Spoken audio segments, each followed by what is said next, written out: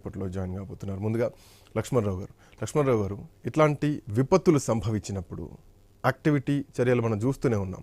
But ఇక్కడ అధికారులు తక్కువ మంది ఉంటున్నారు. రాజకీయ పార్టీ నాయకులు పిలుపులు ఇస్తే కార్యకర్తలు వాళ్ళ క్యాడర్ చాలా వరకు కదులుతూ ఉంటుంది. అధికార యంత్రాంగం సరిపోదు. ఎందుకంటే ఫర్ ఎగ్జాంపుల్ మనం విజయవాడ చూసుకుంటే కనుక ఒకే దెబ్బకు 1,00,000 మంది రోడ్డు మీదకి వచ్చినటువంటి పరిస్థితి. ఎంతమంది అధికారులు కావాలి, ఎంతమంది సిబ్బంది కావాలి, అండ్ ఈ డిజాస్టర్ నుంచి బయటపడడానికి అప్పటికప్పుడు ఆన్ టైంలో ఎట్లాంటి డిసిషన్స్ ఉండాలి, అండ్ ఇప్పుడు ఎట్లాంటి నిర్ణయాలు తీసుకోవాల్సినటువంటి అవసరం ఉంది. బేసిక్గా మనం చూడాల్సింది భూమి మీద జరుగుతున్న యాక్టివిటీ, భూమి లోపల ఉన్న వెసులుబాటు, భూమి పైన ఉన్న ఆకాశంలో ఉన్న పరిస్థితిని మ్యాప్ చేసుకోవాల్సిన అవసరం ఉంది. అది లాంగ్ టర్మ్ ప్రొజెక్షన్గా మనం చూడొచ్చు.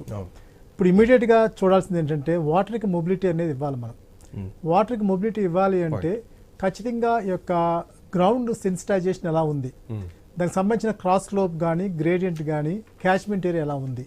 కొన్ని బిల్డింగ్స్ కట్టినప్పుడు మనము ప్రతి బిల్డింగ్కి వాటర్ని బయటికి పంపించినప్పుడు ఎంత స్ప్రెడ్ అవుతుంది అనేది ఒక కమాండ్ ఏరియాలో మనం చూడాల్సి వస్తుంది.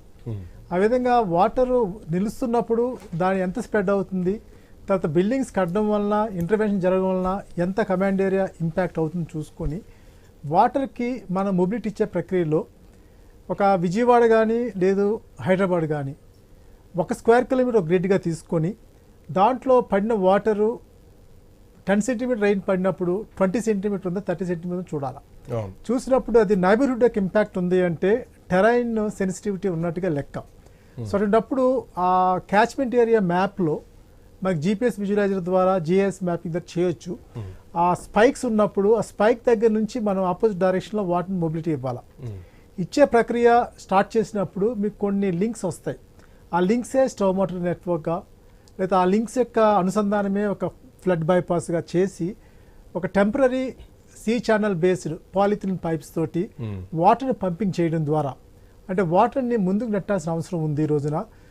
దానికి అనుగుణమైన ఎయిర్ ప్రెజర్ ఇంజెక్టర్స్ కానీ వాటర్ ప్రెజర్ ఇంజెక్టర్స్ కానీ చేస్తూ వాటర్ని ముందుకు నెట్టాలి.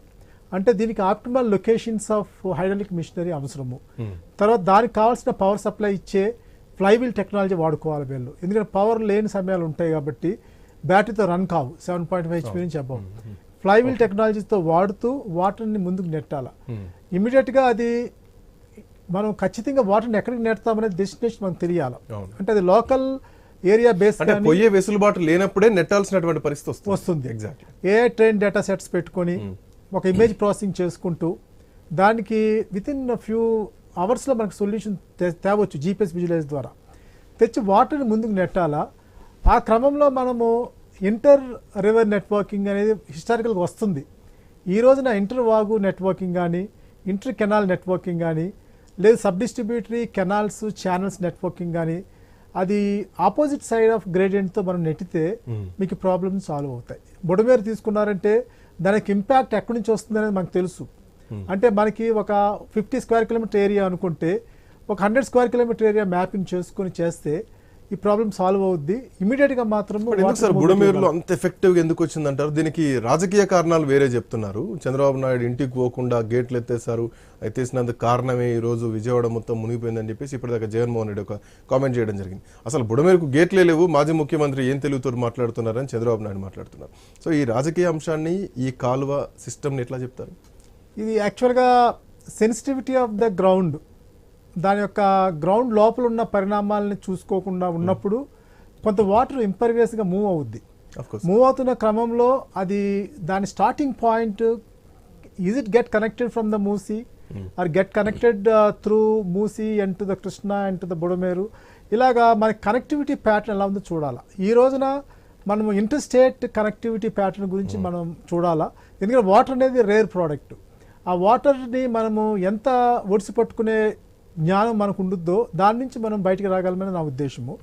భూమి లోపల ఇంకింపు చేసుకునే వ్యవస్థని మీకు జపాన్ కానీ చాలా కంట్రీస్లో wear the level of the country is below the MSL ఉన్నప్పుడు వాళ్ళు కూడా అక్కడ వాటర్ని కూడా భూమిలోకి సర్క్యులేట్ చేసే వ్యవస్థను డెవలప్ చేసుకున్నారు. జాకింగ్ కాన్సెప్ట్ కానీ టన్నెల్ కాన్సెప్ట్ కానీ అటువంటి కాన్సెప్ట్లో మనం ఎందుకు వెళ్ళడం లేదు అంటే ఇక్కడ మనకి టెక్నాలజీ ఇంటర్ఫేసింగ్ స్పేషియల్ మ్యాపింగు దాన్ని కన్విన్సింగ్ చేసి ఒక టీమ్ని పెట్టుకోవాలని నేను అడ్వైస్ చేస్తున్నానండి. అంటే చీఫ్ మినిస్టర్ కింద ఏ విధంగా ఇంటర్నేషనల్ వరల్డ్లో అమెరికన్ ప్రెసిడెంట్స్ కానీ ఇజ్రాయెల్ ప్రెసిడెంట్స్ కింద ఏ విధంగా టెక్నికల్ పీపుల్ ఉంటారు, అది హెల్త్ సైడ్ కానీ సైంటిఫిక్ సైడ్ కానీ ఇంజనీరింగ్ సైడ్ కానీ, అటువంటి టీంని ఒక ఇండియన్ మిలిటరీ ఆర్మీ లాగా డిజాస్టర్ టీమ్ ఆర్మీగా పెట్టుకొని టెక్నికల్గా దాన్ని సాల్వ్ చేసే బాధ్యత ఇస్తే, అంటే ఇండిపెండెంట్ ఛార్జ్, అంటే సావర్నిటీ ఉండే ఛార్జ్ లాంటిది ఇస్తే ఈ ప్రాబ్లమ్ సాల్వ్ చేయడం అనేది చాలా చిన్న అంశం అండి. ఇది మనకి క్రాస్ అయింది కాదు, దాన్ని సోక్ చేసి ప్రాబ్లమ్ని సొల్యూషన్ కరెక్ట్గా స్ట్రైక్ చేయకుండా పొలిటికల్ ఇంటర్ఫేసింగ్ ఇంటరాక్ట్ అవుతూ ఒకరికి తప్పు పట్టుకునే కన్నా ఇది డెమోగ్రఫిక్, సోషల్, ఎకనామిక్ నెట్వర్కింగ్ పక్కన పెట్టి టెక్నికల్గా ముందుకు తీసుకెళ్ళడం అనేది ఇంపార్టెంట్. దానికి కావాల్సిన టీమ్, ప్రొఫెషనల్ టీంని పెట్టుకొని చేస్తే, ఛాలెంజింగ్ టాస్క్ ఇచ్చి పొలిటికల్ ఇంటర్ఫరెన్స్ లేకుండా ఉంటే ఆ ప్రాబ్లమ్ సాల్వ్ చేయొచ్చు.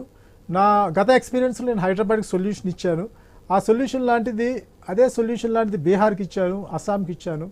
ఇటువంటి సొల్యూషన్స్ మనం ఇంప్లిమెంట్ చేసుకుంటే, అంటే నెట్వర్కింగ్, అంటే మీరు చెప్పినట్టు బీహార్ కానీ అస్సాం కానీ ఉత్తరప్రదేశ్ కానీ బ్రహ్మపుత్ర సింధు ద్వీపకల్పంతో ఉంటుంది కాబట్టి అక్కడ వరదలు వస్తున్నాయి.